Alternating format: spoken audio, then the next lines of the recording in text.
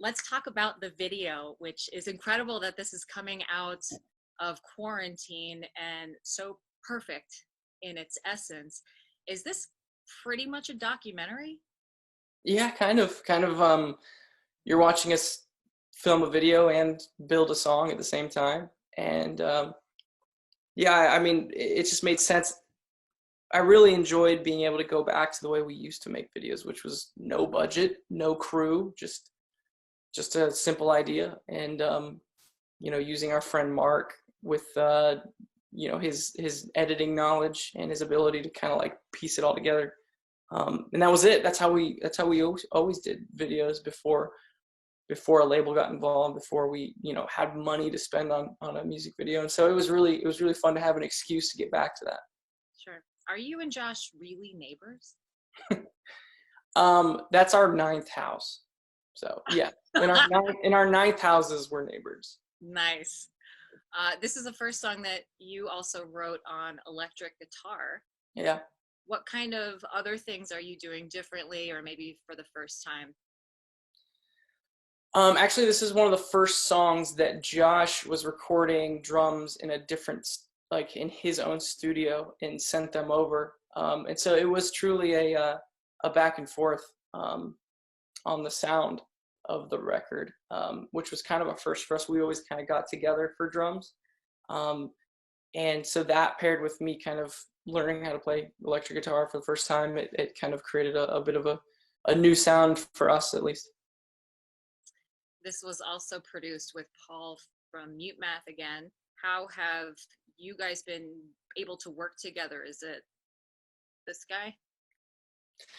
Yeah, I mean, so Paul was in a band called Mute, which Josh and it was one of our favorite bands, and we were lucky enough to tour with them as well, and just struck up a natural relationship with them. And specifically Paul, for me, I just admired his DIY attitude all through their career. They recorded all their own records, and he's helped me in a lot of ways with just some of the programming, specifically with drums. There's a science to capturing live drums. There's a science to capturing the energy that Josh would put out on a live kit. And there's so many mics and so many takes and so much editing. And so specifically in that realm, Paul has really stepped in and kind of like taught me some of the things that he's learned really through trial and error for him, because he just taught himself as well. So. Sure. Is this the beginning of a new era? I would say that this is just something in between. Okay. Yeah. A lot of people want to know what's happening to Clancy and. Yeah. No, I think that just it just felt right to release a song now, especially with the content and what the lyrics were saying. And yeah, we tried to not overcommit to something brand new as far as the aesthetics of it all, because we wanted to kind of wait for what we have in store. So. Sure. Well, speaking of brand new, somebody's a brand new daddy. Yeah. Congratulations. It's fun, man. It's exciting. It's like, I don't know. It's scary because I've been so motivated by,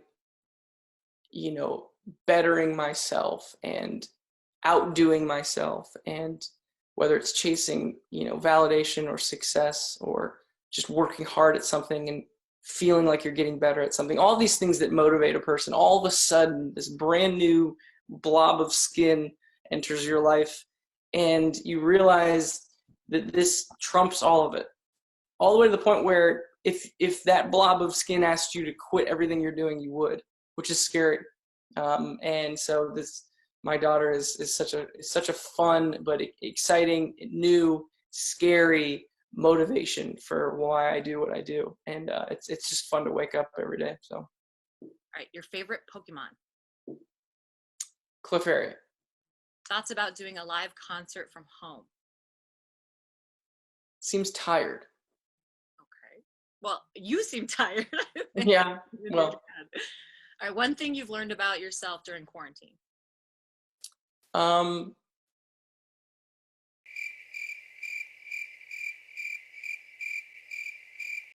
lack of self-control, getting myself to go to bed when my wife is not making me. Gotcha. Have you been cooking at all? No, I don't know. I don't know how to cook. Okay. Your favorite thing about watching Jenna be a mom? She somehow doesn't get tired. I get excited. You know, when I'm rocking my daughter, I just think of it different. Not that I don't love her as much as my daughter loves her, but or as much as my wife loves my daughter, but it's just a different connection where if my daughter's crying and I need to rock her, I will count how many times I rock her. Be like, all right, I'm going to rock her 500 times. And then if she's not asleep by then, and that's how my brain has always worked. You know, I count my steps. You know, when I run, you know, I count breaths. Like, I don't know, I'm kind of weird that way. But my wife just is perpetually giving herself up to this thing, no matter what. And I'm a little more, I don't know, regimented in the way that I'm loving my daughter at this point. So it's fun to watch. It's fun to watch my wife just live this and kind of realize that she was, you know, made for this. Do you sing your own songs to row? Songs I'm working on. Yeah. Okay. Ooh, so there's a lot more, or Yeah. Oh yeah. I've written a ton of little tiny weird ditties that I sing to her that then I realize, oh, let me grab my phone and record a voice memo real quick because that might actually be something. But a lot of it's nonsense. But yeah, no, always working on stuff. do you want to give us a little ditty right now? Um,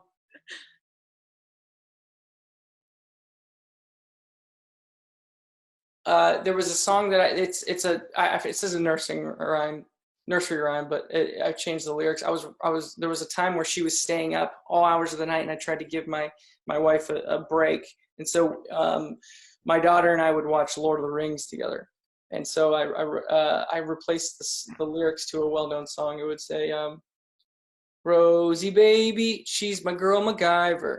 Out of all the people, she's in my top fiver. Right behind Gimli, Legolas, and Strider. Rosie baby, your mommy's number one.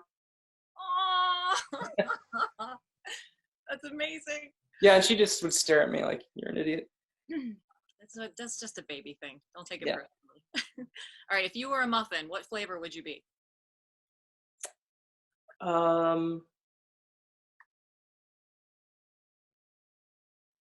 Is there like a burrito flavored muffin?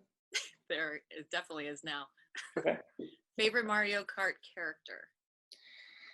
Yoshi is my favorite character, but in Nintendo 64, Bowser is by far the best character because of his weight and his top speed and his inability to spin out. Wow. What is your spirit animal? I guess when I was a little kid, I would say cheetah. It was always tied between that and spider monkey. Who is Michael and Julia? I guess when I was writing that song, I loved the idea of just name dropping two random people because I feel like everyone has a Michael and a Julie in their life that are either thinking they're experts on what's going on in the world or experts on your personal relationships. And I personally have a friend named Michael, and but I don't think I was thinking of him particularly as much as I was just picking two names that I felt applied to what most people would think as, I don't know, annoying people. Sure. Well, hopefully Michael and Julia are having a great quarantine. Yeah. What was your favorite subject in school? You know, I don't think I've ever been asked that. Seems like one I'd be asked all the time. I hated math. I guess I would say history. Okay. If Josh was a food, what food would he be? Gosh, that's such a good question. I really don't want to blow this.